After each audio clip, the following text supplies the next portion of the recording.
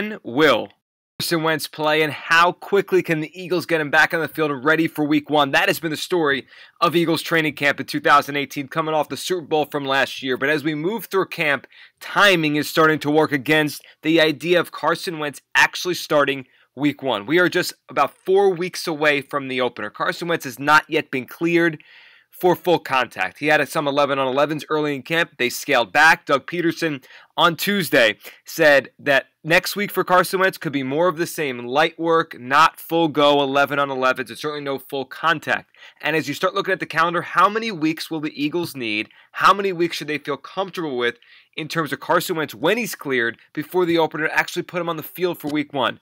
If Carson Wentz is not cleared at least 3 weeks before the opener against the Atlanta Falcons, with 2 being the bare minimum I think acceptable for anyone, there's no way the Eagles should put him on the field in Week 1 if he hasn't had significant practice time for 2 or more importantly 3 weeks. Forget contact in practice, forget the preseason games. I'm talking about Wentz acclimating himself back to just running around and playing within the framework of 11-on-11, of playing football before he goes out there on September the 6th. For the Eagles, they kept Nick Foles. They brought back the Super Bowl MVP in Nick Foles. They didn't trade him away. They could have maybe had a second-round pick, something good in last year's draft. They kept the insurance. Well, if you have the insurance, use the insurance. Give Carson Wentz an extra 2 weeks, extra 3 weeks, maybe even an extra month to rehab and to strengthen that knee before he comes back out there. We're still less than 9 months from when Carson tore his knee in Los Angeles against the Rams. There's no reason to rush this, and unless the doctors next week say,